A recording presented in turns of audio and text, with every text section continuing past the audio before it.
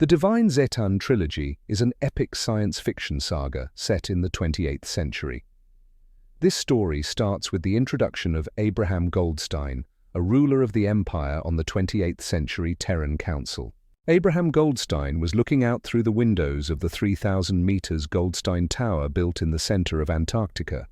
The Goldstein Tower was the second largest structure on Earth, built in a pyramid shape to support its tremendous weight and to make the building secure from attacks.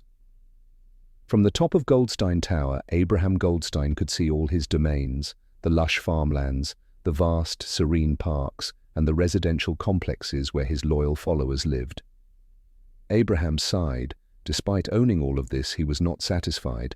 He wanted to own more and be more powerful.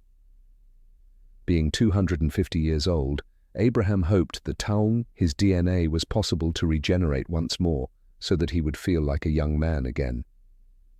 Abraham knew there were no guarantees, as he was on the fringes of what was achievable with the DNA regeneration technology.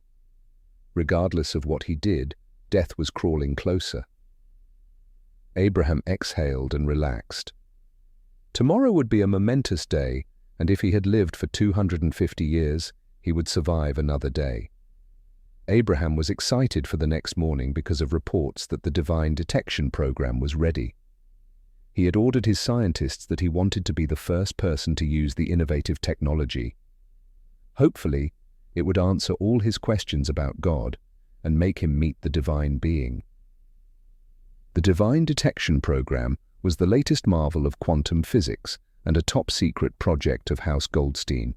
It scanned through the dimensional layers of reality, and if it found the divine dimension, it could transport the consciousness of the user there so he could meet the divine beings while still being alive. Wanting to meet God with a fresh mind, Abraham entered the sleeping pod in his bedroom, set it to 4 hours, and instantly fell asleep. In the year 2785, the solar system is predominantly inhabited, with Mars as the most populous center, housing 4 billion inhabitants compared to Earth's 1 billion population. Earth's population is tightly controlled by the ruling Terran Council, which arose in the 23rd century, leading to the sterilization or deportation of those deemed unfit based on wealth or genetic quality. This has resulted in a stable population that avoids civil unrest and resource shortages. All births and deaths on Earth are regulated, with scientific DNA optimization ensuring that approved citizens have the best genes. Wealthier individuals can have multiple children, while those with undesirable genetics must leave the planet for offspring. The Terran Council also controls Earth's climate through large mirrors and shades that manipulate sunlight. Politically, Earth is divided into regions governed by 5 powerful conglomerates via the Terran Council, which has maintained peace for 300 years. However, they engage in proxy wars on Mars, which suffers from overpopulation and poverty, with a life expectancy of only 40 years. In contrast, the genetically optimized Terrans live up to 150 years, but face strict regulations. Mars is characterized by its chaotic lifestyle and resilience, with many Martians preferring their freedom despite the harsh conditions. The Terran Council exploits Mars, denying them advanced technology and resources while maintaining military dominance. Other planets like Venus and Mercury serve specific purposes, Venus as a prison and Mercury as uninhabitable. Wealthy Terrans own holiday homes on asteroids, and a few independent human colonies exist around other stars, established by eccentric trillionaires, though they have minimal contact with Earth due to the challenges of long-distance space travel. Abraham Goldstein woke up 4 hours later from the sleeping pod. He descends 800 levels to a secret research lab where he meets Jack Brown, the lead scientist. Abraham is eager to test the Divine Detector machine, which he has funded with 80 billion Terran credits, a hefty sum of money during that time. Despite Jack's warnings about the untested device, Abraham insists on proceeding. Jack Brown started the Divine Detector particle accelerator, and Abraham Goldstein could feel that his consciousness left his body. He was traveling through space at speed faster than light. In the blink of an eye, Abraham crashed down into an open courtyard.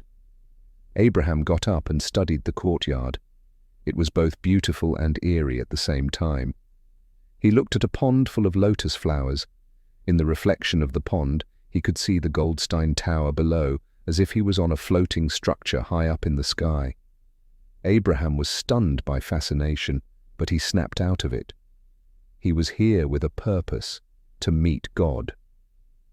Abraham saw a big gate at the end of the courtyard, and his gut feeling told him it was the right way. He walked through the gate and he entered a throne room. At the far end of the room, there was a golden throne full of gemstones. The gemstones radiated with an intense light. After marveling at the beauty of the throne for a while, Abraham saw a dead man in robes lying on the ground, facing down. Abraham approached the lifeless body and turned it around. He looked at it in awe. The corpse belonged to Yahweh, the God of his people. But Yahweh was dead? How could this be? After the initial shock, Abraham knew that he had to find a reason behind Yahweh's death. He searched the clothes of the dead deity, and he found a letter. It was written in an ancient language, but Abraham instinctively understood the meaning of the message. The letter said, "This is how I end my life, with a knife to my throat. I thought that being the sole ruler of humanity was all I ever wanted, so I expelled the other divines from my palace after murdering Lucifer, my best friend and lover. Unfortunately, I destroyed the portal to Earth in the altercation with the other Zetans. I am lonely and battling with guilt and my demons. Humanity does not need me anymore, and I don't feel the need to live either. This is my end. Yours, truly, Yahweh P.S. Since you are reading this, humanity obviously needs a God. Take my place. Go to the altar, to the left of my throne, and you'll know how." Abraham got up, and he walked to the altar. What he saw fascinated him. On the altar, he saw a blueprint for 3 different microchips. The top chip was the God chip. It allowed the user to connect with and communicate with up to 10,000 followers at a time. It also enabled the user to directly control the actions of anyone with an angel chip implanted.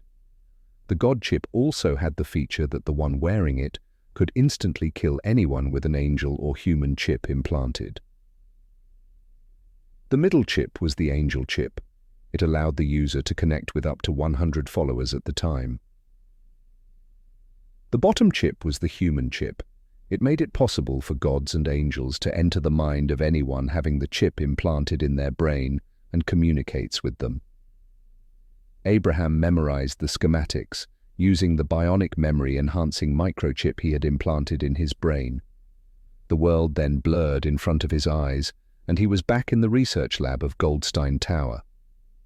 Upon returning to the lab, Abraham instructs Jack to replicate the chips, specifically 1 God chip and 300 human chips, while emphasizing the need for secrecy. Jack, concerned about the implications of Abraham's findings, recalls his own troubled past involving a forbidden romance with a Martian. Despite the risks, he prepares to fulfill Abraham's request, motivated by the promise of Terran citizenship for his loved ones. With his team of experts, Jack sets out to create the requested microchips, knowing the task will be challenging but feasible with their advanced technology.